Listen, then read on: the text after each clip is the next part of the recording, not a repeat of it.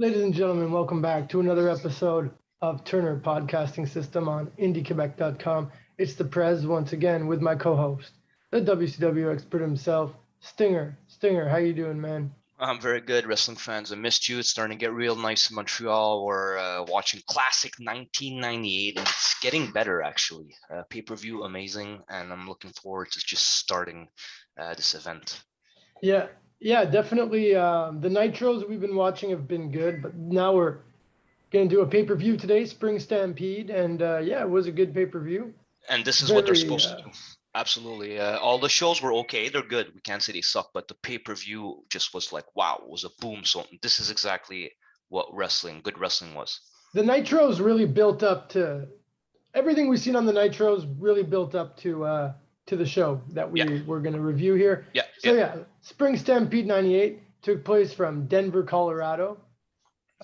Pretty good crowd. Wild crowd.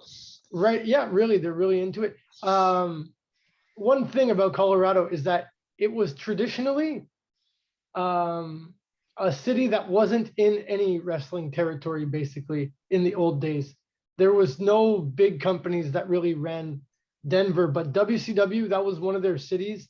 They would just run shows based on their TV ratings. So they would go to like random places that hadn't really been exploited that much and more in the South. WWE would do the same thing, but with like small Northeastern cities in like Connecticut, New York, even Ontario, like Hamilton, they did a lot of TV tapings. But WCW, Colorado, and another one I can think of is Salt Lake City, Utah. These were two towns that they didn't have like old wrestling fans. It was like it was like no man's land for the wrestling territory. Exactly. So it's really all people who were just watching because they seen the ratings were good in that city. So they say, okay, we're going to go there. It's close enough to where we normally do our tapings and everything. So brilliant. Actually brilliant. Yeah, and we also said that about Vancouver, remember? I don't think WWE ever did a show before in Vancouver, right? They did like Toronto and Montreal, but have they ever been I think WCW was the first promotion to hit Vancouver. WWE, I know they did a pay-per-view Rock Bottom 98. Oh, okay, Rock Bottom 98 but it wasn't really. Vancouver is another pretty good example. Yeah, Vancouver, they did have a wrestling territory there, but it was a long. It was died in like the early 80s or like late 70s even. Okay, but it's not like Salt Lake City and like this is the first time initial, like exploitation of that territory since it was no man's land. On like a big level, like a big shows and exactly. So we start off the show with a pretty epic match to start it off. Goldberg versus Saturn. Saturn's accompanied by Kidman. That was that Goldberg we know who's going to win. Exactly. Saturn did get a lot of offense in. Like this, he lasted long. It might have been the most offense I remember since William Regal. Yeah, exactly. Like no, really, for real, he got some good offense. Usually, it's a 30-second, 1-minute match, and he gave him a fight. Saturn gave him a fight. They brawled on the outside of the ring. He slammed him into the stairs and stuff. That's it. As a Goldberg fan now, I knew he was going to win, but back in the day, he had a streak. But they were like, could Saturn be the one that would trump him? But still, but still, he hadn't even won a belt at this point. So exactly. They had done this with guys before that they have undefeated streaks. It didn't mean that they were going to become like as big as mega stars. Yeah. Like Tatanka had an undefeated streak, but he never went on to become like WWF World Champion. Right, or undefeated for that fact. So it wasn't 100% sure that Goldberg was going to win this. It was pretty obvious looking back, like you said, for sure. But definitely. Yeah, it was good technical wrestling, but I saw a lot of flaws from Goldberg. He was still new, can't be hard on him, but I saw definitely Saturn class act in the ring, very professional. You could see he was seasoned. He kind of led him because I don't know if you realize, but he fumbled a lot, Goldberg. Still came out to be an amazing match. Goldberg actually Saturn was definitely more of the veteran. Absolutely. Goldberg had him in a headlock on the floor and literally got up and picked him up to do the. He was very strong. Like you could tell, you saw the end, right? So he just picks him up. I think he reverses a really hard move and then like picks him up. He just powers him up. Dude, he's very strong, and then he definitely gets him in a jackhammer. Looked like a fall, like a turnaround slam, but he gets the 1, 2, 3. Very actually 8 minutes and 42 seconds. Very impressive for yeah, exactly. It wasn't just a normal out squash match. Kidman gets beat up a bit too in there. It's it's a good match. At one point, Goldberg does a press slam from the second rope. That's freaking crazy. Dude, seriously. And Saturn's not that small too. So he's pretty built too. He's jacked, definitely. And at one point, Saturn tries to do like a Asai moonsault to the outside and totally botches it, almost breaks his neck. Dude, he hurts himself. He was clearly kind of hurt himself. Yeah. Bro. Like land on your head from like 10 Even Kidman, dude. Kidman, when he got sidekicked from when he was on the apron and Goldberg sidekicked him. He Kidman fell pretty hard on his head. Pretty owned but he's young, he's young and he's like, I could take the bumps and stuff. So. But yeah, no, it wasn't just a everyday Goldberg match. It was definitely one of his better matches on his like rise to being a main eventer. They mentioned he's going to be facing the winner of the US title match later on in the show on Nitro the night after. And it would be Raven? Either Raven or DDP. Right. Okay, based on tonight's winner for sure. Yeah, which ends up being a semi-main event, which is a good. I like one thing I'll say. I like the order of the matches. Yeah. I like how the main event is the world title match. Right. Unlike previous uncensored and stuff like that, where Sting was fighting like under in the middle of the show. Even Nitros, even on some Nitros, it was like that, right? Yeah, exactly. Then we jump to another amazing match, Chavo versus Ultimo Dragon. And Eddie comes out again as a heel. And this is maybe the 5th match, because like we saw just as much as Benoit and Booker T, best out of, which I think is a fight after, is the match after. Yeah, it is, yeah. Very good technical fight. Chavo got a little more offense. He got a closer win. Obviously, we got Ultimo Dragon, always a veteran, amazing, bro, gets the win with the Dragon Sleeper. But he gave him a good fight, honestly. This lasted about 10 minutes, 11 minutes. So wonderful. Good cruiserweight match. Absolutely, man. If Chavo had won, he had no longer had to be like Eddie's bitch. But since he loses, that will continue. Exactly. That's pretty hilarious. That sucks. I was pretty sad for him. I was like, damn, I was like, shucks, he got so close. Chavo could have won at one point, but he refuses to cheat. Yeah, absolutely. And as you said, Dragon Sleeper for the win. Yeah, good little match. Always a pleasure to see these two go at it, even if it's multiple times. That's just the thing back in the day, man. In the '98, like you could see a match repetitive, but it was just so but if they're good, you want to see it again. It's like best. It's like playoffs, bro. Kind of exactly like we're watching the good old NHL playoffs right now. Go Rangers, up to nothing. All day, man. New York, I love it, night. dude. I love that. They're playing so well. I really hope they win the cup. Or Edmonton, obviously, but that's not looking good for them. Yeah, at the moment. So Benoit, we jump. Booker T next, and yes, this like they've been wrestling many times, and I'm not sure about this, but I don't even think this is their best of 7 series. I don't even think it has started yet. I think that they had these matches, and then this is still like the build up to their best of 7 series. So they end up having like 20 matches against each other. Dude, I mean, 20 matches of Chris Benoit and Booker T in 1990. In their prime. 97, 98 it's awesome. Bro, very acceptable. No one's complaining. No, not at all. So, and this one was a no time limit. So that was like just a cool little stipulation to add. Yeah, because they went on longer. Because you're like, hey, what if we had more time, Chris Benoit would have won. So it's still stretched out. Amazing fight, man. Booker T in his prime was amazing, bro. He was really like a very agile. He was big and tall too, man. So he was a big guy, bro, just jumping off. He was like a super cruiserweight-ish, man. And they're making the TV title very prestigious, like which it should have been. Because both of them are like really good in there. Like should have been 100%. Booker T was really awesome at the time, definitely. And at one point, Booker T kicks the ref, and Benoit then gets him in the crossface. And he taps out, but the ref is knocked out. That's kind of been the storyline too, is that like they've been having all these matches, but Booker has never lost the belt. And Benoit has has never won a belt yet in WCW, and they keep talking about Benoit is the best wrestler to have never won a belt yet. Right. And they're building up to him eventually winning it. So it's an angle they're doing. Here, he doesn't win though. Booker T still keeps the TV belt. Yeah, it was close though. This one was pretty long. It was close. Yeah, he tapped on the rope. This was awesome. This was like a pay-per-view quality. And the near the end finish is amazing because Booker T tapped on the rope. So you knew he was gonna tap, but on a rope break. Like you knew he was saved. So it was like the last minute save, but you can tell that Chris Benoit was really achieving his win was finally coming to fruition. No. Yeah, so, that was a great like a little absolutely hope for the brilliant. fans, and then 100. He gets some.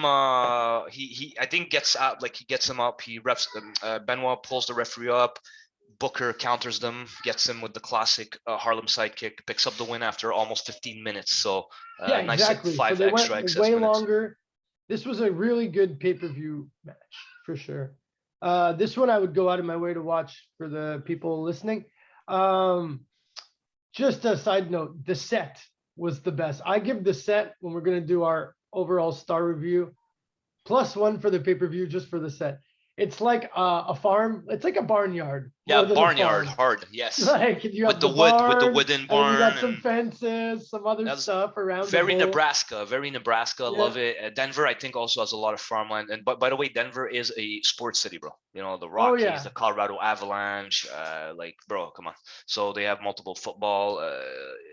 Totally they're into amazing it, crowd. So it's a big sports city. And the sets in '98 were always, they put a lot of thought, a lot of effort. Yeah, this one the guys are coming right out of the barn doors. It's so awesome. Cool, bro. Like awesome. I loved it. Definitely '98 was known for having mega. Unlike 2000.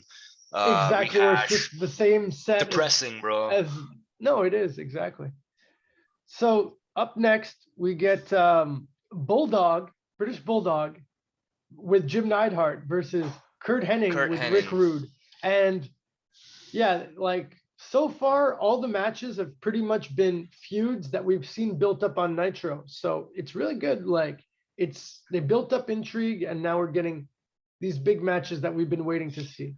This was a good this is a solid example of a good mid-card match. Come on, man. You have British Bulldog and Mr. Perfect, aka Kurt Hennig. It was fun. In this little feud. Not many people are gonna remember this feud. No. Like, I personally didn't even remember it. To be honest, neither, really. I thought Anvil and the Hart Foundation feuded with the Flock for some reason. Like that was the last time I thought of it. But it's funny to see them. Also, Rick Rude, amazing heel. He comes out accompanying Kurt Hennig. He makes the best of all his appearances. Absolutely. Sure. So it was a very brawlish type, and then man, Anvil was choking and beating on a police officer. Yeah, he turns out to be Virgil. Virgil, aka Vincent, gets handcuffed, gets beat down. So it was a very personalized, like it's a personal feud, bro. And it was very WWF. These were all old WWF guys. Like right there, it was 1992.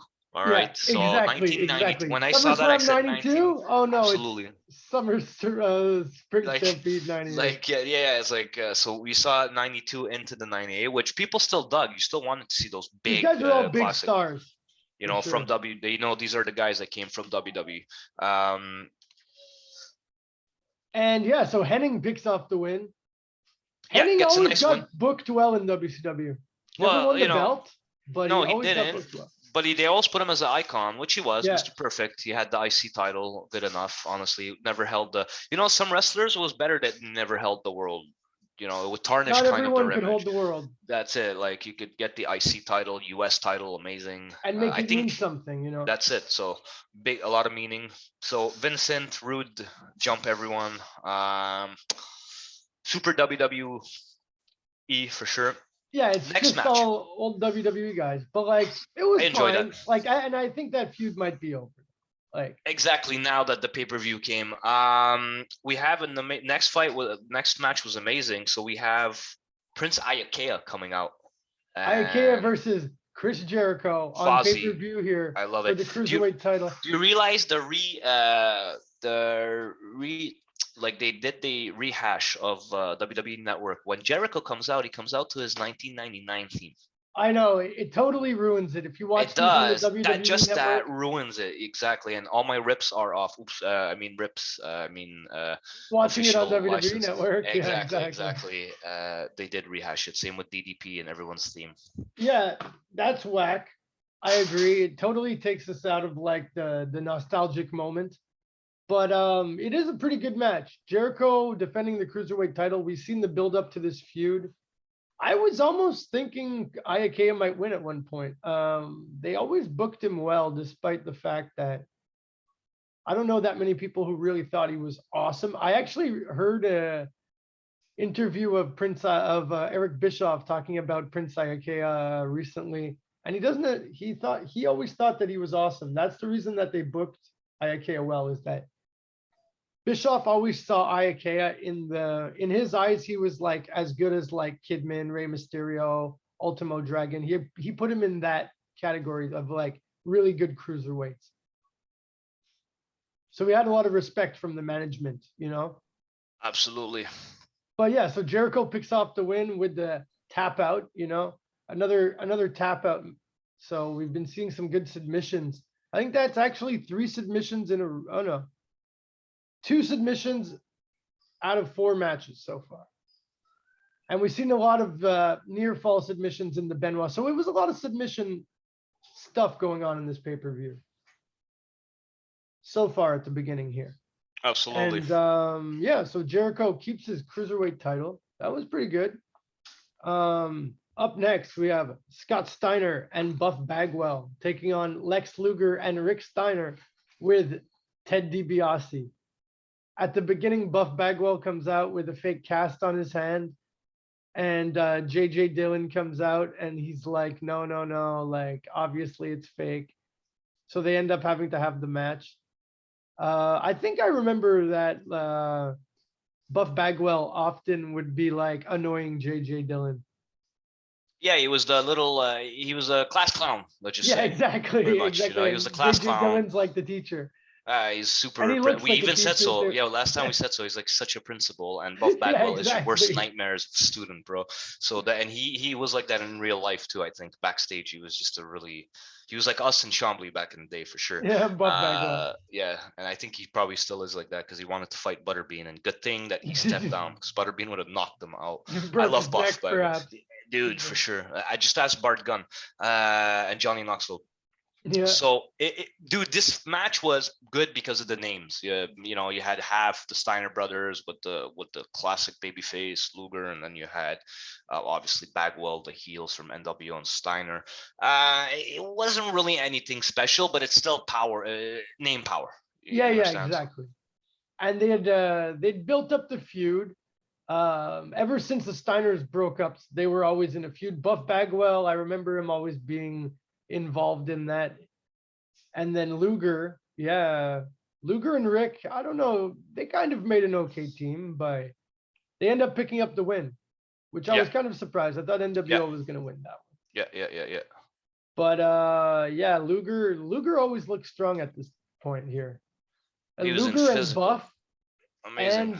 And Scott Steiner, all 3 of them were so jacked. Steiner was starting to get real jacked though. Like I consider him small here.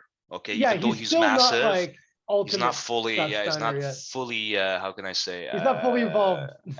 Evolved. There you go. They didn't give him that Captain America super serum yet, but he's getting big. He's getting there. He's getting cockier. He's getting stronger. He's getting a little more push. Definitely good. Next match jumps La Parka versus Psychosis, which was another feud. Like every single match on this pay-per-view was built up by a feud on Nitro. And I remember WCW sometimes on pay-per-view, they would throw out these random matches, like a cold match, what we say in wrestling. A cold match is a match where the guys have no feud. So it's just like 2 guys against each other. It's a filler. So it's a classic. To make that interesting, you got to like make a story in the match. Like the guy works the arm and then he pretends to be injured, and then the fans get interested in it or something.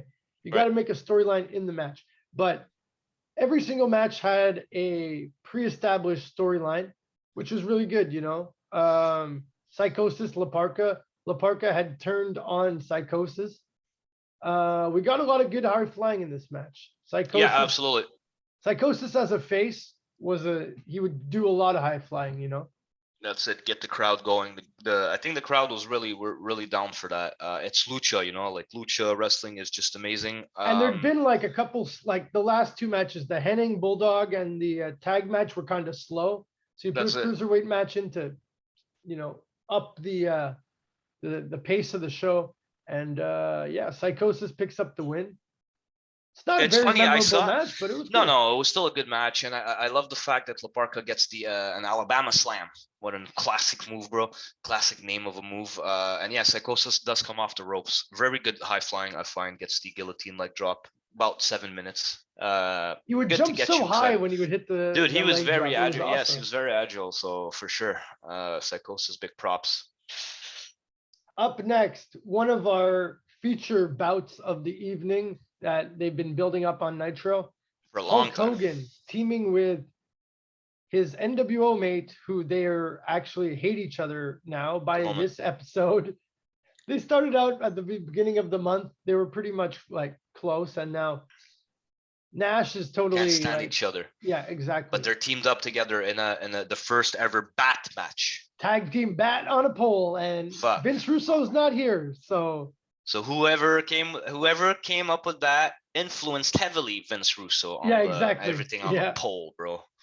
And yeah, they're taking on Roddy Piper and the Giant, who work well together as a team, you know. Absolutely. Team WCW, I would see them as. What was weird is like you have Hogan and Nash, they come out separately, but they come out to the same music. And like Nash comes out first to the regular NWO song, and then I think Shivani's like, oh, and Hogan's gonna come out to Voodoo Child by Jimi Hendrix, and then he just comes out to like the normal WCW song. Yeah, well, that looked botched. They should have just came out together, and then Tony Schiavone fails right there. But I don't know if they were drunk. No, probably not. But they were probably a little bit lit or something. And yeah, as we've been talking about, this is like now this is in a tag match, but another interesting dynamic in the match is like you got Nash and the Giant, who everyone always wanted to see these guys fight. And anytime you put that on pay-per-view, people wanted to see that. Right. At one point, they hit each other with the double big boot. Yes. That is like the super move, like a tag team super move.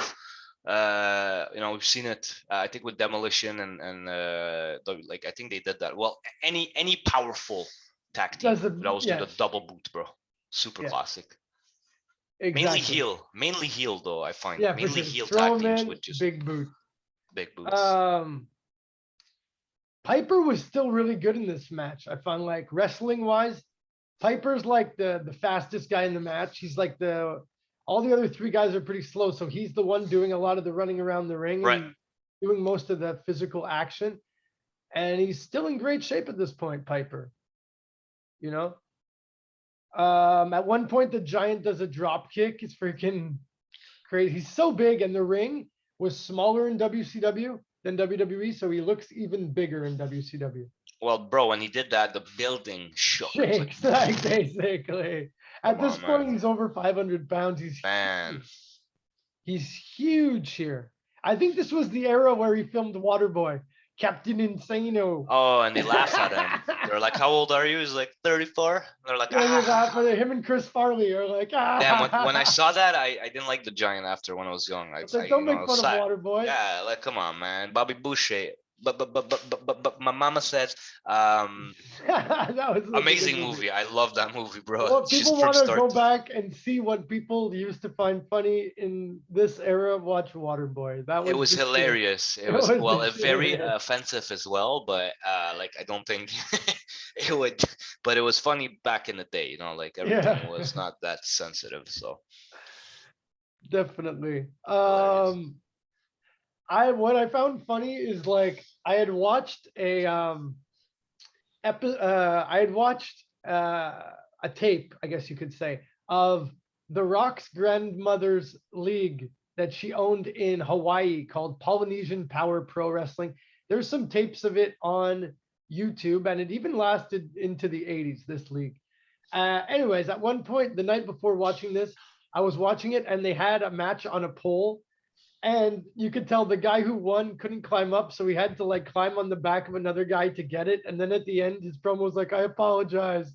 Oh man, he apologized for it. If he didn't apologize, he would have just got away. Like, it would have been like classic. What? Yeah. But then I thought it funny that in this match too, like no one can climb the pole. Like, who the fuck could climb a fucking sweaty ass? You're already sweaty, probably covered in baby oil. 3-4 other dudes have tried to climb this pole, and it's a freaking metal pole. Like, no way. Like, and dude, you just wrestled for 10 minutes. Your arms are, like, dude, yeah, exactly. You've been slamming dudes and stuff. Your arms are like, even soldiers like from the army training, they're like, dude, that's and you're hard. trying to do this in front of like thousands of people. So Hogan and Nash end up winning, but yeah, Nash comes out and actually he confronts him about hitting him with the bat. Yeah, they get pissed, and the fucking disciple comes. He brings another bat, and then basically the disciple hits Nash. I don't know any disciple, bro. I don't know what you're talking about. Again, they bring out the disciple in a huge match who we don't care of and we don't know. So really, I don't know that who the kind disciple of ruined is, it. bro. That kind of ruined it. Absolutely. But I mean, okay, Hogan, star power for sure. Yeah, like their constant pushing of the disciple over this past month. Like, I think we could say we've had enough of the damn Every time you say the disciple, I'm going to say the who. Yeah. So right after that, actually, Hogan turns on Nash. Nash, he hits him behind with so this is where it breaks it. I think we might see the formation of Red and Black. We're going towards very soon. I think the next pay-per-view is Great American Bash. Yeah, and it's very, very close to that. No, actually, it's Slamboree. Oh, Slamboree. The reason I knew is I was watching the rips off a certain network, and you see the chronological order. Yeah. Yes, and also you see a commercial for Slamboree 98 already. Oh yeah. They hit you with a nice. Oh, you're a local cable provider. Yeah, a little teaser. They don't show highlights of the match, just a little teaser. Yeah. No, yeah. So awesome. I mean, honestly, it was a cool match. 4 big names. They built up to it. I like the fact that it wasn't the main event. Can't complain. I mean, for Hogan in there, a lot of star power. And I like the fact that it was before the next match. It actually gives the US title more prestige by making it the semi-main event.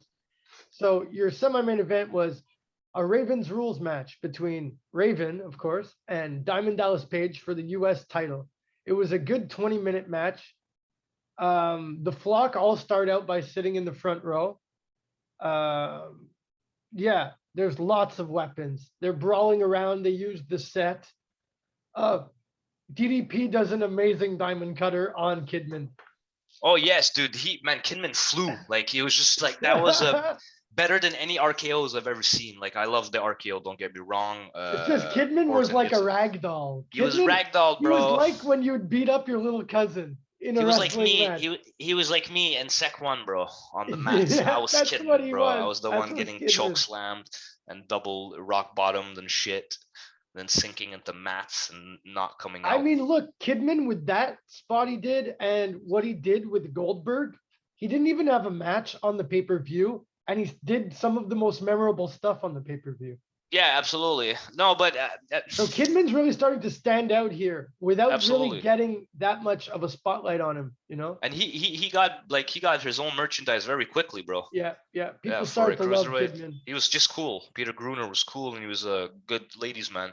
So, bro, to be honest, this was for sure, bro. According to Scott Steiner, who's douchebag for his comments. Funny though. Also, definitely, but amazing match. Honestly, this was a 10-minute match, and it was a back and forth. Probably one of my favorite feuds, mid-carding and 98 era. Definitely. Yeah, Raven ends up winning, and I loved it, but I just didn't like the end because we get 2 guys that I find are like guys that Hogan, you could tell we're like, no, you're putting this guy on the show, and you're making him like always on the show. We get Horace Hogan debuted, joining the flock. which I almost forgot he was part of the flock. Oh wait, Horace Hogan was part of the flock at the beginning. Yeah, exactly. Oh, I almost man, forgot that bro. too. They don't name him here yet, but yeah, he's bald. Yeah. So Horace Hogan. Dude, that's crazy. Debuts, and I'm sure he's gonna be like, who is gonna be another guy like this too. Oh my god, yeah, disciple. like a who guy. But Horace Hogan is more acceptable. Like he was come young. on. At Yeah, least we could give him a chance here. Like, bro, forget about Leslie. Even though he was definitely cutting classic. and strutting. Yeah. Oh my god, 1991. So we jump on to the main event, which was actually a no disqualification match for the WCW World Heavyweight title. Sting defended against none other than Macho Man. Oh yeah. One thing I'll also mention about the pacing of the show is that they saved all the stipulation matches for the end, which is good. Because that's the way you're supposed to do it. Once you've seen a hardcore match, and then the guys are just wrestling. After it's not even, and you're like, oh man. I just see a guy light a guy on fire. Why do I care about a suplex? Exactly, bro. So very good coordination with the setups of the matches. Yeah, no DQ, man. And Macho Sting, both guys, awesome. They're at the maybe not in their peak, but they're close to their peaks here. Like they're in superstardom, I find right now. Man, really. Like the fans are like, oh my god! Like just when they come out, the fans lose their mind. It's like exactly, and the cherry on top comes with the Wolfpack, as we all know, because that makes them like ultimately cool. But like they're still, I would still consider them a superstardom right now. Absolutely. Come on, man! Two big icons. I think it's the first time they actually wrestle, right? Savage as NWO and Sting as the non-NWO. Yeah, in this 95, I think they've wrestled. Because they had associated, I think, in 97. 96 as well. Or 96, early 96, late 96. You had the Sting, the Surfer Sting makeup with Luger. So yeah, and no, they tagged I think a couple of times in 96. So and like they would team up, like you said, with Luger, Hogan. You know how WCW would always put the faces like together in teams. Yeah, against Vader, Ric Flair, Vicious, and all those big and the famous, what was it called? In the Thunder Cage of Doom. Yeah, the Ultimate Solution and all those other weird guys. Exactly, bro. So yeah, it was all over the place. It was really some interference. DQ match. I mean, they really both guys went all out. This was a real main event pay-per-view. I mean, this could compete with WWE at the time's pay-per-view main events, I would say, really. I mean, we didn't have Giant, Hogan, or Nash. Those three, when they're in the main event, you know it's going to be a slower match. Right. I find anyways. But like Absolutely. Macho and Sting, they're working at a high pace, at a high rate. Really good match. So Macho ends up winning the world title from Sting.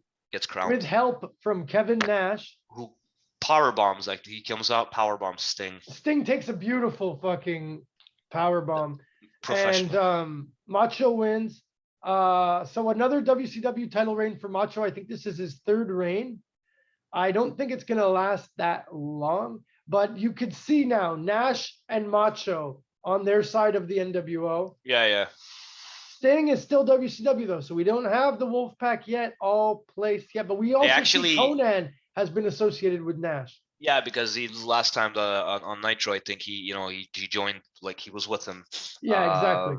Also, yeah, they fight for Sting at some point. Remember? Yeah, exactly. Being a member of the NWO or Wolfpack, and then he comes out. So we got a lot of good stuff building up here. This is going to be an interesting spring. We're going to have to pay attention to Thunders as well, man. Thunders have a lot of key elements. We might have to start watching Thunders. We might have to start watching the Thunders. So what would you give this episode, Stinger?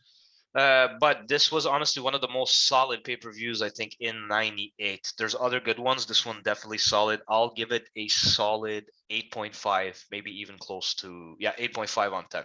You know what? I was going to say literally the same thing. I was going to give it a 7.5 just based on the show, and then just based on the attention to detail and the set and everything, I give it an extra point.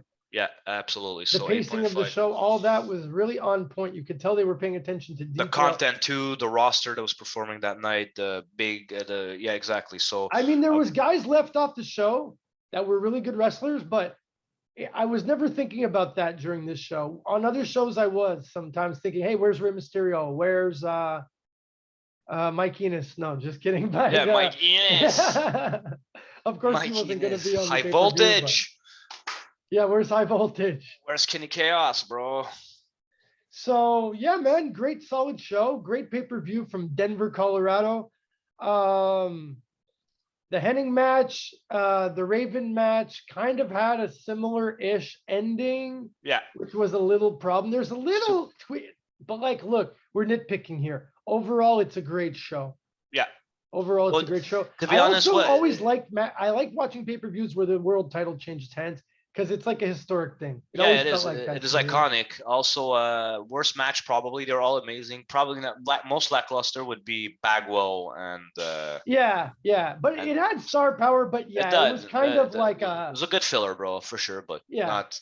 But for the amount of guys we're getting paid, we expected a bit better of them. 100%. Yeah. So next week, ladies and gentlemen, we'll be back into our nitros, back into our 98 spring and summer here. We're going to continue on with this. It's been great episodes, so why not? After those horrible 2000s, we need this. We need good episodes. Very refreshing. Yeah. So, Stinger, that'll be it for today, ladies and gentlemen, and we'll be back next week.